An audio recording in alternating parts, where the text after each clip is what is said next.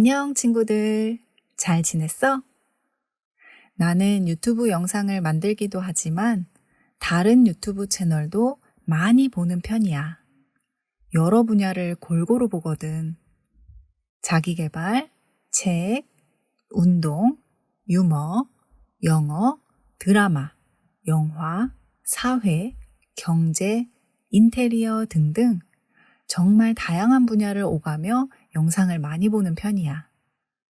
그 중에서 내가 올해 상반기에 정말 꽂혔던 분야가 있었어. 바로 화장품, 그리고 화장하는 법이야. 나는 사실 화장을 잘 하지 못해. 그리고 지금까지 큰 관심이 없던 것도 맞아. 20대 한참 꾸미고 다닐 나이에도 그냥 기본만 하고 다녔고, 나에게 잘 맞고 어울리는 제품이 있으면 계속 그걸 사용했어. 다른 컬러나 제품을 시도해보기도 했지만 그때마다 너무 과하거나 어색해서 다시 원래 쓰던 걸로 돌아왔던 것 같아. 화장이 어떻게 보면 내 얼굴에 그림을 그리고 색을 입히는 거잖아. 난 어려서부터 그리기와 색칠하기에 큰 관심이 없었거든. 그래서 화장하는 것도 큰 흥미를 느끼지 못했고 당연히 스킬도 늘지 않았어. 근데 별 문제 없었어. 나는 피부가 좋은 편인데 우리 엄마가 정말 피부가 고우시거든. 피부과 가서 관리받지 않아도 주름이 많이 없고 피부가 맑고 피부 결이 고우셔. 감사하게도 내가 엄마 피부를 많이 닮았어. 그래서 나도 피부나 여드름으로 큰 고민을 해본 적이 없어. 그런데 올해부터 갑자기 밖으로 외출할 일이 많이 생긴 거야. 그러다 보니 화장이 좀 하고 싶더라고. 그동안 아이를 낳고 거의 화장하지 않고 지냈는데 갑자기 거울 속 내 얼굴이 약간 초라해 보였어. 그래서 오랫동안 쉬었던 화장을 다시 하기 시작했지. 거의 한 5년 만에 화장을 해본 것 같아. 그리고 그날 나는 큰 충격을 받았어. 왜냐하면 내가 화장을 잘 못하는 것도 있지만 내 피부가 예전 같지 않더라고. 화장을 잘 못해도 피부는 매끈했었는데 이제는 그렇지가 않았어. 피부 상태가 엉망인 게 느껴졌지. 어떤 현상이 벌어지냐면 얼굴에 무엇을 발라도 피부가 잘 흡수하지 못하고 흡수가 안 되니 그 위에 색조 화장을 하면 다 밀리고 그렇게 밀리면 얼굴이 더 지저분해 보이고 심지어 늙어 보여. 친구들 중에서 아이를 낳아본 사람 있어? 그럼 알 거야. 출산 후에 여자의 몸 상태가 어떻게 변하는지. 아이 낳기 전과는 비교가 안 되지. 당연히 피부도 건조하고 푸석해져. 그동안 외면하고 살았는데 올해 3월에 내가 알아버린 거야. 아, 내 피부가 달라졌구나. 아, 내가 너무 신경을 못 쓰고 살았구나. 그때부터 화장품을 알아보기 시작했어. 당연히 유튜브 뷰티 크리에이터 영상을 본격적으로 보기 시작했지. 그때 나의 유튜브 알고리즘은 온통 K-뷰티였어. 내가 한번 관심을 가지면 집요하게 파고드는 스타일이거든. 어쨌든 여러 가지 영상과 리뷰들을 살펴본 결과 나에게는 3가지의 피부 관리가 가장 먼저 필요하다는 결론을 내렸어. 각질 제거, 수분 공급, 그리고 선크림과 파운데이션 바르는 방법. 일단 내 피부가 어떤 화장품도 흡수하지 못하는 이유는 각질 제거가 제대로 안 됐기 때문이라고 생각했어. 영양을 흡수할 준비가 전혀 안 된 피부 상태였던 거지. 각질은 피부 세포가 죽고 만들어지는데 피부를 두껍게 만들고 건조하게 만들어. 그래서 나는 각질을 제거하는 화장품을 찾았어. 그렇게 찾은 화장품이 바로 믹순 콩 에센스야. 친구들, 이거 광고 아니야. 정말 내가 찾아서 써본 제품이야. 콩 에센스를 나는 올해 봄에 처음 들었는데 알고 보니까 이미 국내에서도 해외에서도 인기가 매우 많더라고. 내 피부는 얇은 편인데 콩 에센스는 자극이 거의 없다고 해서 써봤어. 먼저 세수를 하고 얼굴에 넉넉히 고루 펴발라. 그리고 계속 얼굴을 문지르면 돼. 누르지 말고 살살 문질러봐. 그렇게 한 5분 정도 지나면 얼굴에서 뭔가 생기기 시작해. 지우개 가루 같은 게 생기는데 이게 각질이야. 충분히 문지르고 각질이 다 나왔다고 생각이 들면 그때 세안을 해. 그럼 얼굴이 정말 부드럽고 환해져. 이렇게 각질을 제거하고 그 다음 세럼을 바르면 흡수가 쭉쭉 되는 게 느껴진다니까? 그 다음은 세럼 또는 에센스야. 여기서부터는 피부 타입에 따라서 혹은 피부 상태에 따라서 필요한 화장품이 달라. 내 피부는 건조한 편이야. 수분이 많이 부족하지. 그런데 시간이 지나면 기름도 많이 올라오거든.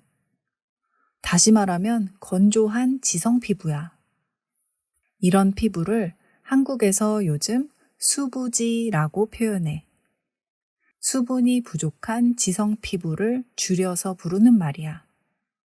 K-뷰티에 관심 있는 친구들은 많이 들어봤을 거야.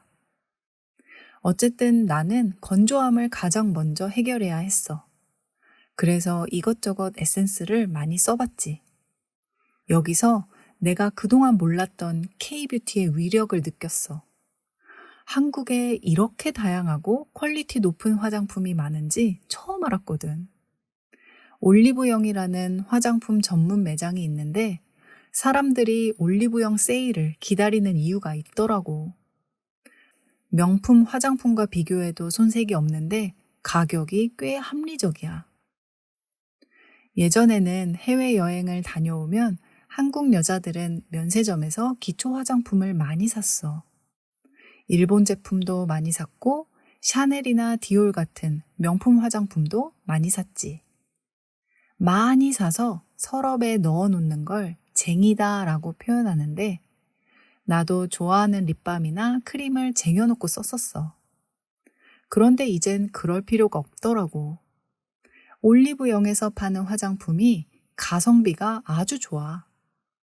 가성비는 가격에 비해서 성능이 아주 좋다는 말이야. 그러니 굳이 면세점에서 무겁게 쟁일 필요가 없어진 거지. 내 건조함을 해결하는 데 가장 큰 역할을 한 것은 바로 웰라쥬 앰플이야. 이것도 광고 아니야.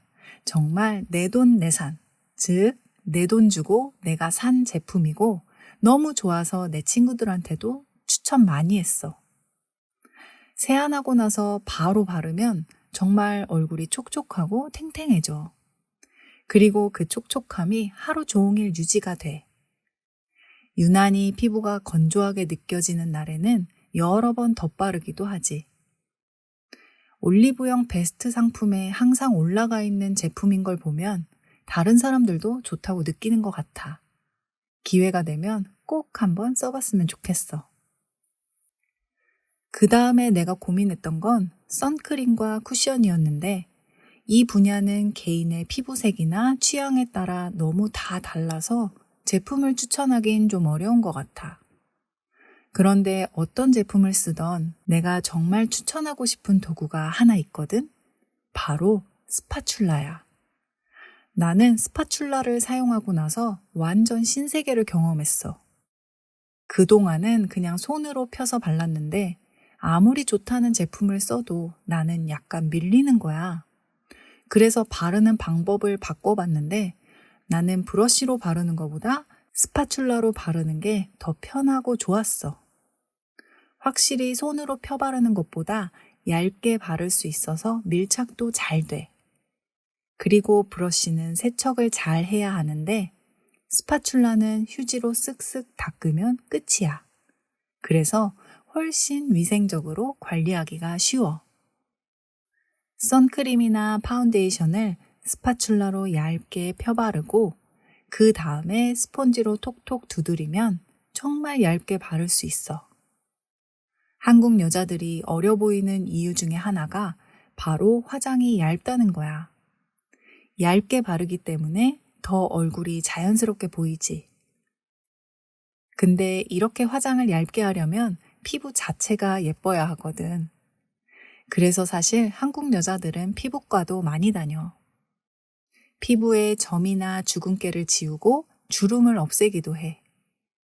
그럼 화장을 얇게 해도 오히려 피부가 도자기같이 매끈하거든. 나는 아직 피부과를 가본 적이 없어. 그런데 주변 사람들을 보면 6개월이나 1년에 한두 번은 가서 관리를 받더라고. 특히 유튜버나 인플루언서들은 거의 다 피부과를 다녀. 그러니 유튜브, 틱톡, 인스타그램에서 보는 한국 여자들의 피부는 대부분 열심히 관리한 피부라고 생각하면 돼. 세상에 공짜는 없으니까 관리한 만큼 좋아지는 거야. 친구들, 특히 선크림은 꼭 발라. 한국 여자들의 피부가 좋은 가장 큰 이유가 나는 선크림이라고 생각하거든. 선크림 안 바르는 여자는 한국에 거의 없어.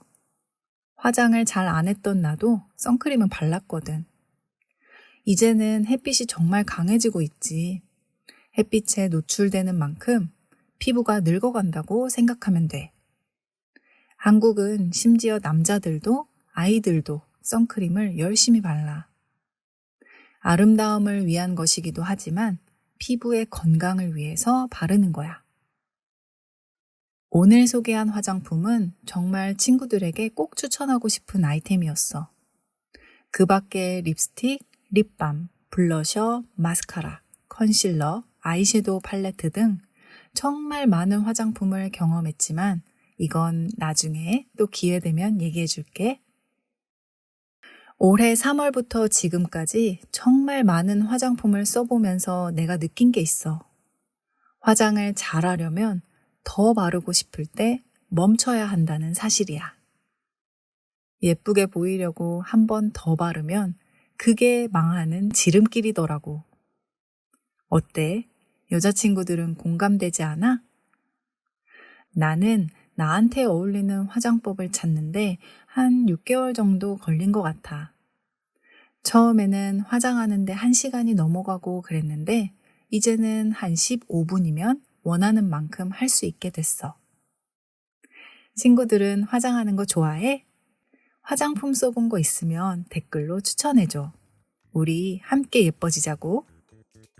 오늘 수다는 여기까지. 다음에 또 만나. 안녕.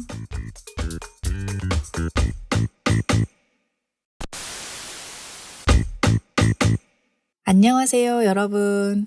잘 지냈어요? 다음 주에는 한국에 아주 중요한 날이 있어요. 바로 대학 수학 능력 시험, 즉 수능이 있는 날이에요. 수능, 처음 들어보셨나요? 수능은 한국 학생들이 대학을 가기 위해서 꼭 치러야 하는 시험이에요. 그래서 대부분의 학생들은 이날 동시에 시험을 봐요. 한국은 교육열이 높은 나라 중에 하나예요. 어려서부터 한국 학생들은 정말 많은 공부를 합니다. 가장 많이 하는 공부는 영어와 수학인데요. 영어는 글로벌 시대에 중요하다고 여겨지기 때문이고 수학을 많이 공부하는 이유는 바로 수능 때문이에요. 수능 시험을 보면 내 점수가 전국에서 몇 등급에 해당되는지 성적표가 나오는데요. 이때 수학을 잘하는 학생들이 높은 등급을 받는 편이에요. 그리고 높은 등급을 받아야 한국에서 좋은 대학을 갈 수 있습니다. 서울대, 카이스트, 연세대, 고려대 등의 대학교가 있어요. 그래서 한국에서는 영어와 수학을 어릴 때부터 많이 공부합니다. 수능은 총 6과목을 시험 봐요. 국어, 수학, 영어, 사회, 과학, 그리고 제2외국어 이렇게요.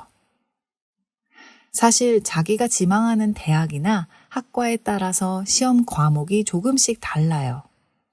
하지만 국어, 수학, 영어는 모든 학생들이 반드시 시험 봐야 하는 과목입니다. 아침 8시 40분에 시험이 시작되고 시험이 모두 끝나는 시간은 오후 5시 45분이에요. 즉, 그날 하루 종일 시험을 보는 겁니다. 그래서 학생들은 점심 도시락을 싸갖고 가야 돼요. 중간에 밥을 먹고 다시 시험을 치르거든요. 그래서 이때가 되면 어떤 도시락에 무슨 음식을 싸줄지 엄마들의 고민이 매우 커지는 시기예요. 심지어 부모님들은 시험을 보기 전에 미리 도시락을 싸보는 연습도 하고 학생들은 미리 메뉴를 먹어보기도 합니다. 혹시 배탈이 나거나 체하지 않을지 테스트 해보는 거예요. 저도 예전에 수능 시험을 봤지만 다시 생각해도 정말 힘든 일정인 것 같아요. 한국에서 학생으로 산다는 건 정말 쉽지 않습니다. 수능이 얼마나 중요한 시험인지 이제 아시겠죠? 이렇게 중요한데 내 실력이 아닌 다른 이유 때문에 시험을 망치면 안 되잖아요. 그래서 이 날은 한국의 모든 시스템이 수능 시험에 맞춰서 움직입니다. 먼저 회사의 출근 시간이 1시간 늦춰져요. 보통 한국의 회사는 9시까지 출근인데요. 이 날은 10시까지 출근합니다. 출근 시간과 등교 시간을 겹치지 않도록 하는 거예요. 그래야 많은 학생들이 시험장에 무사히 도착할 수 있으니까요. 그럼에도 불구하고 갑작스러운 이유로 학생이 시험장에 도착하지 못할 수도 있잖아요. 그래서 그날 아침에는 곳곳마다 경찰이 대기하고 있습니다. 교통체증으로 어려움을 겪는 학생들을 무사히 시험장까지 데려다주는 역할을 해요. 실제로 시험 시간 직전에 경찰의 도움으로 시험장에 들어가는 학생들이 은근히 많습니다. 그리고 두 번째, 비행기의 이륙과 착륙이 금지되는 시간이 있습니다. 바로 3교시 영어 시험 시간인데요. 영어 시험은 듣기 평가가 포함되어 있어요. 듣기 평가는 영어 대화를 듣고 문제를 푸는 거예요. 그런데 공항과 가까운 학교의 경우 그 시간에 비행기가 뜨면 소음이 발생하겠죠? 그럼 듣기 평가에 큰 지장이 있을 겁니다. 그래서 오후 1시 10분부터 35분까지 약 25분 동안은 비행기의 이륙과 착륙도 전면 금지됩니다. 또 같은 이유로 사격과 전차 이동과 같은 군사훈련도 중단돼요. 수능 날은 한국에서 이 정도로 중요한 날이에요, 여러분. 정말 대단하지 않나요? 이렇게 중요한 시험이기 때문에 학생과 부모들은 수능을 잘 보기 위해 여러 가지 준비를 해요. 물론 가장 중요한 것은 시험을 잘 볼 수 있는 실력을 갖추는 것이겠죠. 하지만 인생이 실력으로만 결정되진 않잖아요. 그래서 다양한 방법으로 행운을 얻기 위해 노력해요. 그 첫 번째로 100일 기도라는 게 있어요. 혹시 100일 기도를 들어보신 적 있나요? 100일 기도는 말 그대로 수능 날이 되기 100일 전부터 매일매일 기도하는 걸 의미해요. 보통 사람들이 절에 가서 100일 동안 부처님께 기도를 드려요. 하지만 교회에 가서 새벽 기도를 하는 경우도 있어요. 수능 시험을 보는 학생들을 수험생이라고 부르는데요. 100일 기도는 수험생의 부모들이 주로 합니다. 매일 오전에 스님이 수험생들을 위해 기도를 할 때 그 옆에 부모님들이 함께 앉아서 기도문을 외우고 절하면서 비는 거예요. 우리 케이진 수능 잘 봐서 원하는 대학에 갈 수 있게 해주세요. 수능 대박 나서 그동안 노력한 만큼 좋은 결과 얻게 해주세요. 이런 마음으로 절하면서 기도하는 거예요. 옛날부터 한국 사람들은 중요한 일을 앞두고 기도를 많이 했어요. 특정한 종교가 퍼지지 않았을 때부터 말이죠. 그때는 하늘에 기도를 했는데요. 그릇에 맑은 물 한 잔을 떠서 마당에 놓고 달을 마주보고 서서 두 손을 모아 빌었습니다. 이런 걸 정성을 올린다, 정성을 빌다 라고 표현합니다. 정성은 모든 진심을 가득 담은 마음을 뜻해요. 아마 그때도 마찬가지였던 것 같아요. 건강, 시험, 결혼 등 인생에 큰 일이 생겼을 때 부모가 자식을 위해 정성을 담아 빌었는데요. 그 전통이 지금은 100일 기도로 이어지는 것 같습니다. 얼마 전에 제가 다녀온 절에서도 기도 소리를 들었는데요. 아마 수능과 관련된 기도 소리가 아닐까 생각해요. 제가 수능 시험을 볼 때 저희 엄마도 100일 기도를 하셨다고 해요. 그땐 잘 몰랐는데 지금 생각해보면 참 감사한 일이었던 것 같습니다. 자, 그럼 수험생들은 어떨까요? 사실 수험생들 사이에 수능 시험과 관련한 몇몇 징크스 혹은 미신이 있어요. 과학적이지 않고 그냥 예전부터 내려오는 문화 같은 거예요. 그래서 더 황당하고 재미있기도 하죠. 먼저 미역국을 먹으면 시험에 떨어진다는 징크스가 있어요. 미역은 해초의 종류인데 미끈거리는 성질을 갖고 있어요. 그래서 나온 말인 것 같아요. 한국에서 미끄러진다는 말은 시험에 떨어지거나 어떤 일에 실패했을 때 쓸 수 있거든요. 이번 시험에서 미끄러졌어. 서류는 통과했는데 면접에서 미끄러졌어. 이런 식으로 말이죠. 그래서 미끄러운 성질을 갖고 있는 미역국을 먹으면 시험에서 미끄러진다는 징크스가 생긴 것 같아요. 왜 하필 미역국을 콕 집어서 얘기하는 걸까요? 제 생각엔 한국 사람들이 미역국을 워낙 자주 먹어서 그런 게 아닐까 싶어요. 특히 이렇게 긴장되는 날에는 엄마가 미역국에 밥 말아서 먹고 가라고 하거든요. 그렇다면 누군가 한 번은 그렇게 먹고 탈이 나지 않았을까요? 그래서 징크스가 시작된 게 아닐까 싶습니다. 그냥 제 생각이에요. 두 번째는 엿이나 찹쌀떡을 먹거나 선물 받으면 시험에 붙는다는 미신이에요. 엿은 한국의 전통 사탕이에요. 사탕이니까 당연히 달고 끈적끈적하겠죠. 끈적거리면 이에 달라붙잖아요. 그런 의미로 시험에도 착 붙어서 합격한다는 미신이 있어요. 찹쌀떡은 찹쌀로 만든 떡으로 그냥 쌀보다 훨씬 쫀득하거든요. 그래서 이것도 역시 엿처럼 합격을 상징하는 음식으로 여겨집니다. 그래서 사람들은 수험생들에게 응원의 의미로 엿과 찹쌀떡을 많이 선물해요.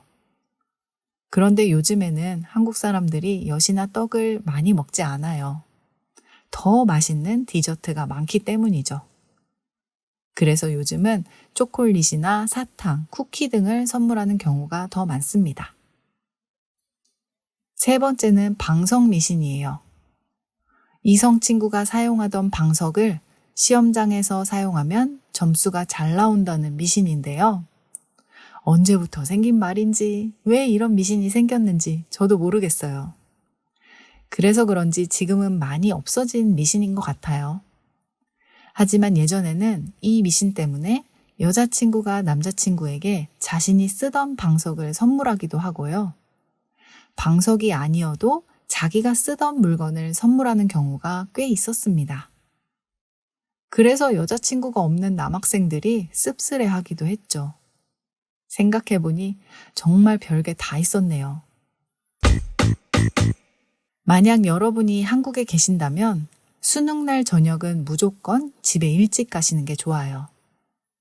시험이 끝나면 전국 모든 수험생들이 동시에 쏟아져 나와서 지하철과 버스 그리고 모든 도로가 거의 마비 수준이 됩니다. 또한 재수생의 경우에는 이미 성인이기 때문에 시험이 끝나면 술을 마시러 많이 가요. 당연히 조금만 마시지 않겠죠? 엄청 마십니다. 그러면 갖가지 크고 작은 사건들이 생기겠죠. 피하는 게 답입니다. 고3 학생 중에는 시험이 끝나고 롯데월드 야간 개장에 놀러 가기도 해요. 그럼 거기서 그동안 받았던 스트레스를 풀겠죠? 수능을 치룬 19살 수험생들의 에너지는 아무도 못 이길 겁니다. 수능날 저녁에는 밖에서 약속 잡지 말고 최대한 빨리 집으로 가는 게 가장 안전해요. 근데 참 개인적으로는 이 모든 현실이 조금 안타까워요. 단 한 번의 시험으로 내 실력을 증명해야 한다는 것. 그 한 번을 위해 모두가 10년 이상을 과도하게 공부해야 한다는 것. 그런데 사실 수능이라는 게 인생 전체에서 보면 그리 큰일이 아닐 수도 있는데 그때는 그걸 너무 모른 채 시험만 바라보면서 산다는 것. 시간이 지나고 그때를 돌아보니 저는 그게 참 안타깝더라고요. 저뿐만이 아니라 많은 사람들이 안타까워하고 있답니다. 하지만 아직까지 뾰족한 대안을 찾지 못하고 있어요. 앞으로 한국이 더 발전하기 위해 꼭 해결해야 하는 문제라고 생각해요. 언젠가 오늘날의 수능을 회상하면서 재미있었다며 웃을 수 있는 날이 왔으면 좋겠어요. 여러분 나라에도 이런 시험이 있나요? 있으면 댓글로 소개해 주세요. 올해 곧 수능을 앞둔 모든 수험생들에게 행운이 가득하길 바라며 오늘의 수다는 여기까지. 또 만나요. 안녕.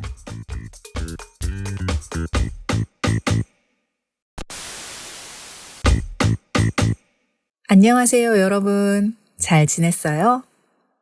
지난번 계엄령 선포 이후 한국은 매일 시위가 계속되고 있어요. 그런데 한국의 시위는 일반적인 시위랑은 조금 달라요. 구호를 외치고 행진을 하는 모습일 뿐만 아니라 같이 노래를 부르고 춤도 춥니다. 같은 노래를 함께 큰 소리로 부르는 것을 떼창이라고 하는데요. 떼는 행동을 같이 하는 그룹을 의미하고 창은 큰 소리로 부르는 노래를 의미해요. 한국 사람들은 콘서트에 가거나 스포츠 경기를 보면서 응원할 때 떼창을 해요. 이번 시위에서도 역시 떼창의 모습을 보여주고 있어요. 집회 현장에 K-팝 노래가 계속 나와서 시위가 아니라 콘서트 같다는 말도 합니다. 한국의 시위 문화는 어떻게 이렇게 평화롭고 즐거울 수 있을까요? 처음부터 그랬던 건 아니에요. 세대와 문화가 바뀌면서 시위 문화도 변화하는 것 같아요. 오늘은 한국 시위 문화의 변화와 특징에 대해 한번 얘기해 볼게요. 독재 정치, 군사 정부가 있었던 1960년대부터 1980년대까지는 시위가 매우 과격하고 진지했어요. 그때 시위의 주체는 대학생이었는데요. 무력으로 진압하는 군사 정부를 상대해야 하기 때문에 시민들도 싸움을 할 수밖에 없었어요. 최루탄을 던지고 길거리에 돌을 던지기도 했죠. 물론 총으로 진압하는 군인들에게는 상대가 안 됐어요.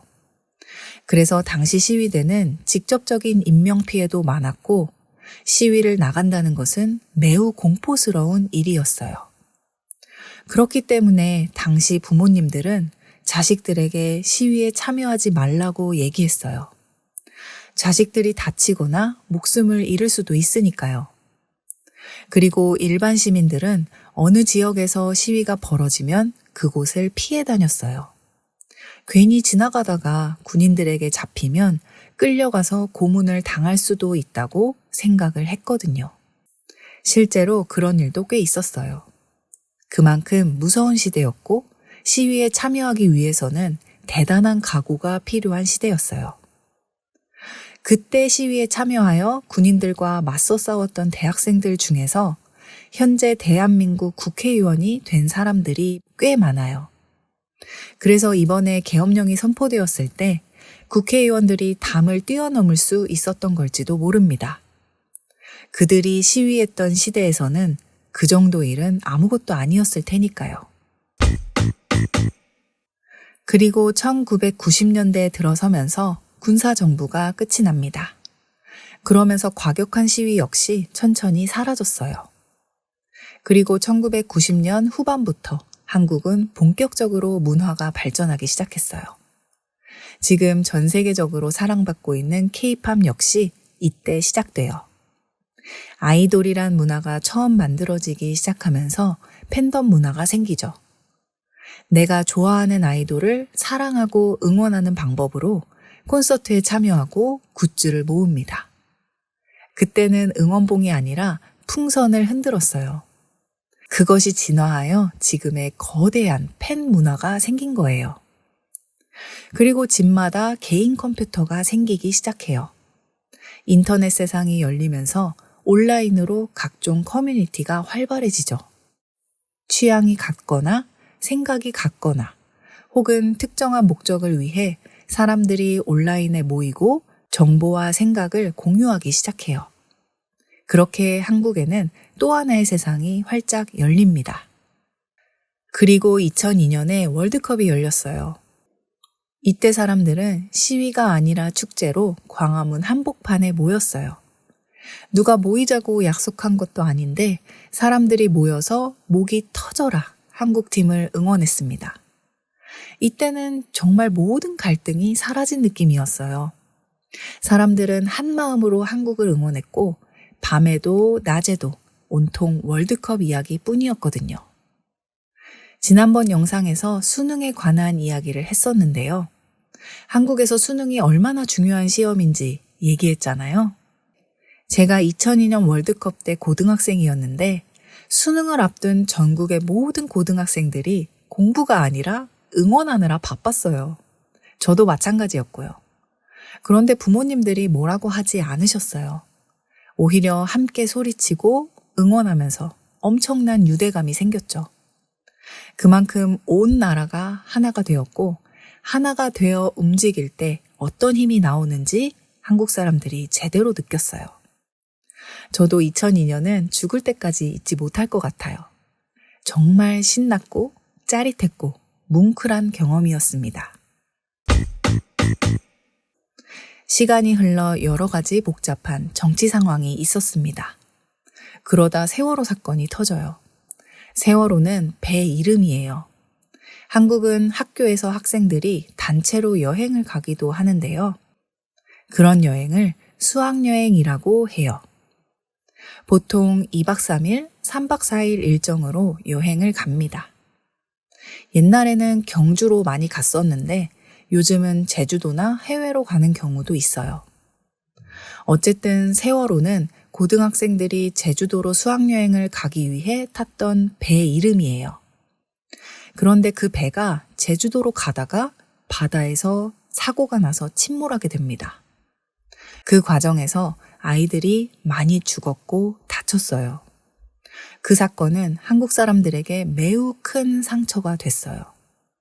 제대로 대응하지 못한 박근혜 정부에 대해 사람들은 무척 화가 났습니다. 그러다가 박근혜 대통령의 국정농단 사건이 밝혀집니다. 국정농단이란 나라의 권력을 독점해서 정치를 마음대로 한다는 뜻이에요.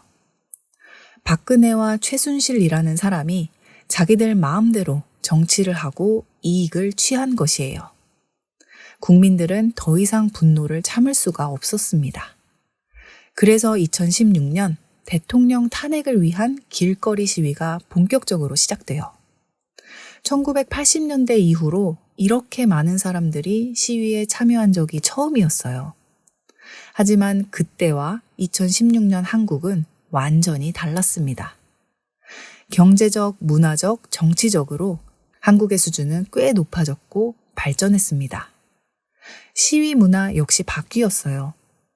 과거에는 과격한 시위로 메시지를 전달했다면 지금은 즐겁고 축제와 같은 분위기로 메시지를 전달하고 있어요. 하지만 국민들의 뜻은 그때와 지금이나 똑같이 진지합니다.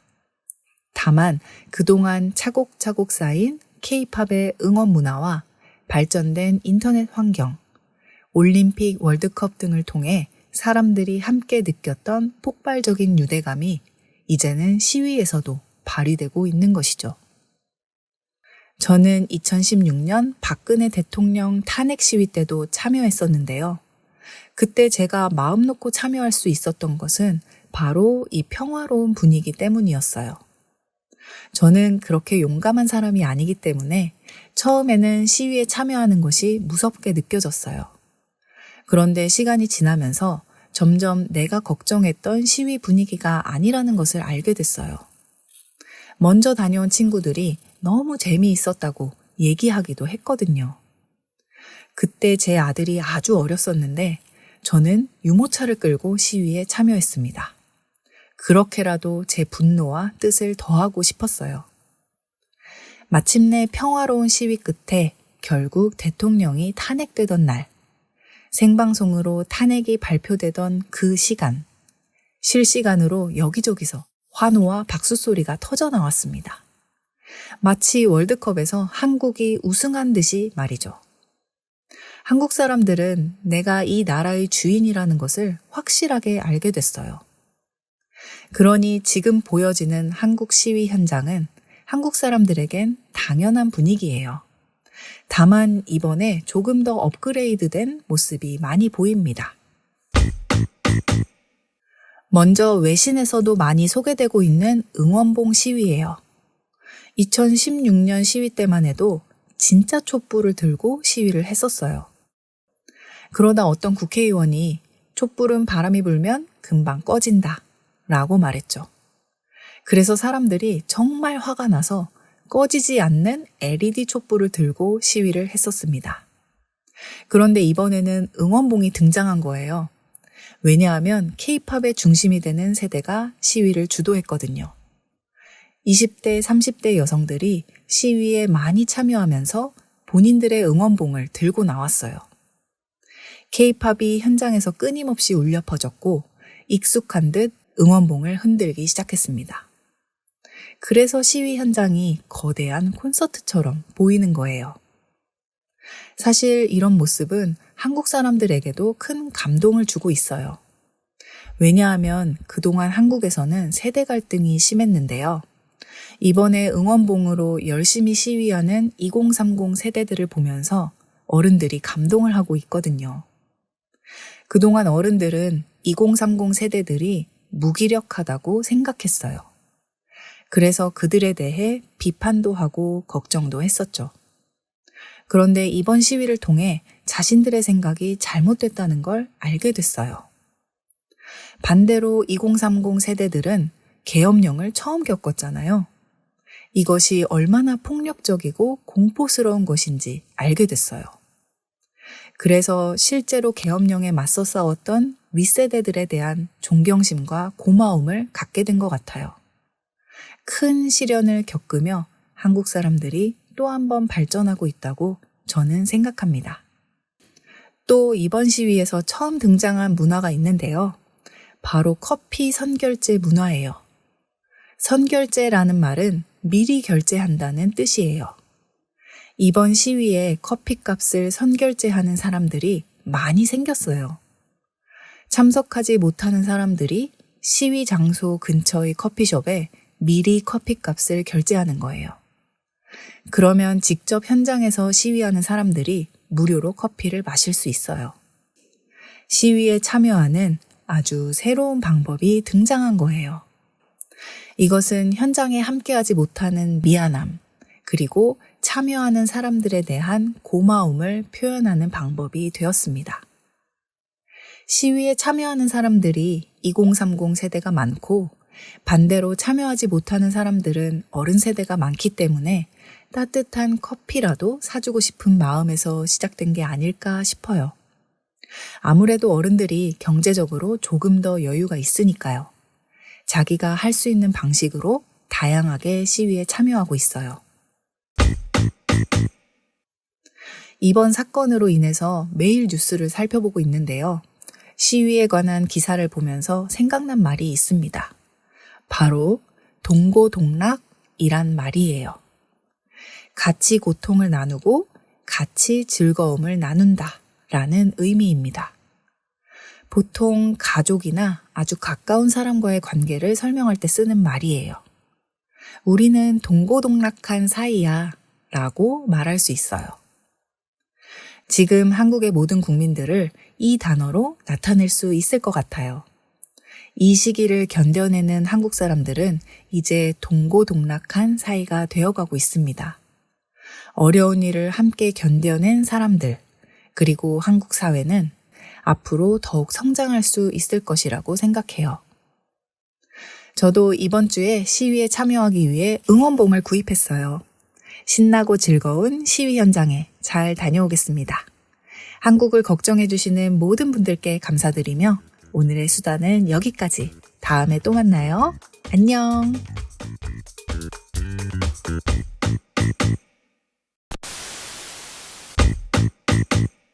안녕하세요, 여러분. 잘 지냈어요?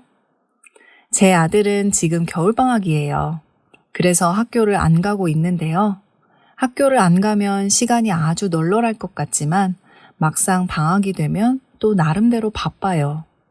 왜냐하면 한국의 방학은 다음 학기를 위한 준비 시간이라고 여기거든요. 보통 다음 학기에 배울 내용을 미리 공부해요. 이런 걸 선행학습이라고 합니다. 그래서 어떤 아이들은 오히려 방학 전보다 더 바쁜 하루를 보내기도 해요. 그럼 엄마들은 어떨까요? 사실 방학이 다가오면 엄마들은 약간 긴장을 합니다. 왜냐하면 방학 전보다 아이들에게 더 많이 신경 써야 하고 실제로 바빠지거든요. 방학 전에는 학교에서 점심을 먹지만 방학 때는 점심을 집에서 차려야 해요. 그래서 방학 때 엄마들의 최대 고민은 오늘 뭐 먹지? 랍니다. 오늘은 한국에서 방학이 어떤 의미를 갖는지, 그리고 부모와 아이들은 어떤 시간을 보내게 되는지 한번 얘기해 볼게요. 먼저 한국은 새학기의 시작이 3월이에요. 보통 미국이나 유럽 등 많은 국가에서 9월에 시작하는 반면에 한국은 3월에 시작됩니다. 그리고 방학은 1년에 2번이 있어요. 7월 말부터 8월 말까지 여름방학, 12월 말부터 2월 말까지 겨울방학. 그런데 학교마다 봄방학이 있는 경우도 있어요. 12월 말부터 1월 말까지 겨울방학이고 개학해서 한 2주 정도 학교를 다니다가 2월 중순부터 3월 새학기 시작 전까지 약 2주 정도 짧게 봄방학 기간을 갖기도 합니다. 하지만 요즘은 봄방학이 많이 없어지고 겨울방학을 길게 보내는 추세예요. 어쨌든 크게 보면 방학이 2번인데 여름방학은 길지 않고 겨울방학이 좀 긴 편이죠. 그래서 한국에서는 겨울방학을 매우 중요하게 생각해요. 방학 기간이 긴 만큼 할 수 있는 게 많으니까요.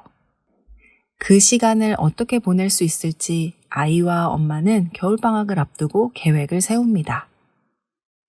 만약에 아이가 수학을 많이 못하고 수학 공부를 힘들어 한다고 하면 부모들은 아이에게 맞는 학원을 알아보고 그 학원에 보냅니다. 영어도 마찬가지예요. 또는 좋은 과외 선생님을 찾아서 집에서 따로 공부시키기도 하죠. 또 아이에게 좋은 경험을 시켜주기 위해서 여행을 가기도 해요. 여름에는 바다로 휴가를 가거나 캠핑을 떠나기도 하고요. 겨울에는 스키나 눈썰매를 타기도 하죠.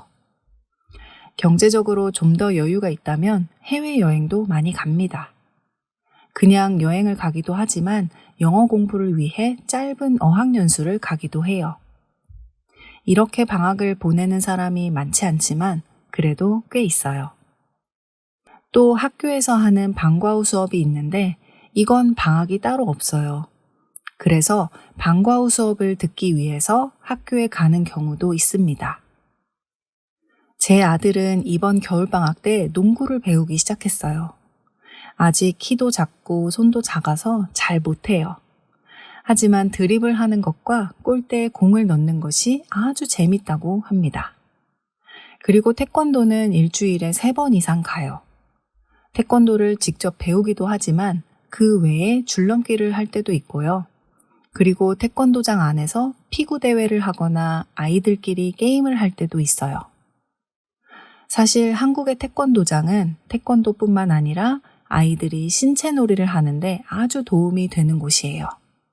그래서 초등학생들이 많이 다닙니다. 물론 여자아이들도 정말 많이 다녀요. 줄넘기는 한국의 초등학생이라면 거의 대부분 잘합니다.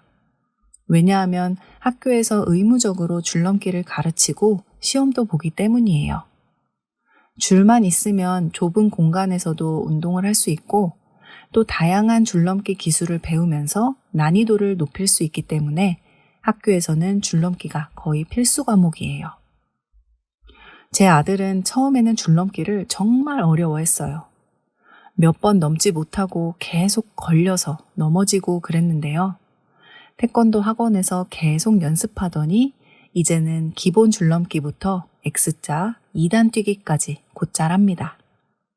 사람이 계속 꾸준하게 노력하면 안 되는 게 없다는 걸 아들을 보면서 느꼈어요. 물론 처음부터 운동을 잘하는 아이들을 따라가긴 어렵지만요. 그래도 하면 늡니다. 그 밖에도 미술학원, 피아노 학원, 바둑 학원, 댄스 학원, 수영, 영어 학원, 과학 학원, 논술 학원 등등 한국에는 수많은 학원이 있어요.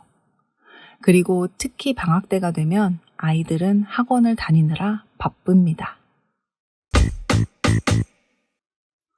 저는 아이를 낳기 전에는 이 사실에 대해서 굉장히 비판적이었어요. 방학은 아이들이 새로운 경험을 직접 해볼 수 있는 기회라고 생각했고 학원을 다니는 것은 그 기회를 놓치는 것이라고 생각했었거든요. 한국은 왜 이렇게 아이들을 가만두지 않는지, 한국은 왜 이렇게 사교육이 심한지, 나중에 내가 아이를 낳으면 나는 그렇게 하지 않겠다며 안타까워한 적이 있었습니다. 그런데 역시 사람은 자기가 직접 겪지 않으면 알 수가 없나 봐요. 제가 직접 아이를 낳고 보니까 아이들이 왜 학원을 다니는지 또 학원을 다닐 수밖에 없는지 이해를 하게 됐어요.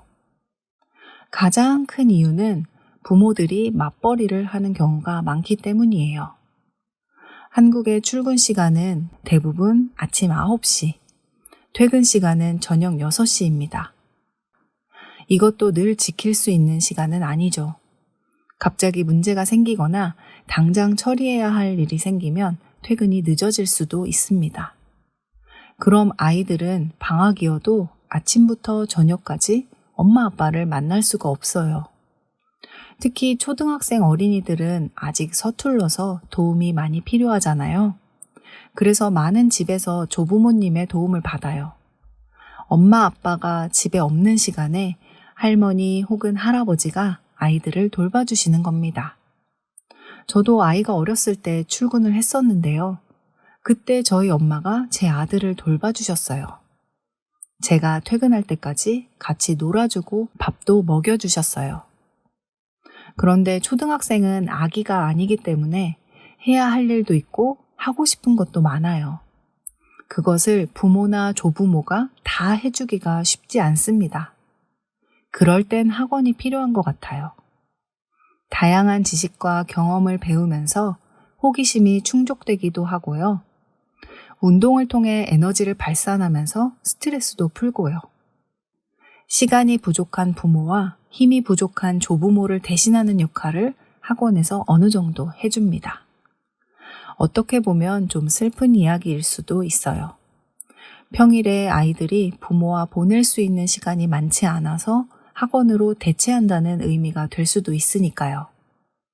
그런데 부모가 되어보니 아이와 하루 종일 함께 한다는 것이 부모 입장에서 정말 힘든 일이라는 것을 알게 됐어요. 물론 누구보다 예쁘고 사랑스럽죠. 내 아이잖아요. 그렇지만 힘든 것도 사실이에요.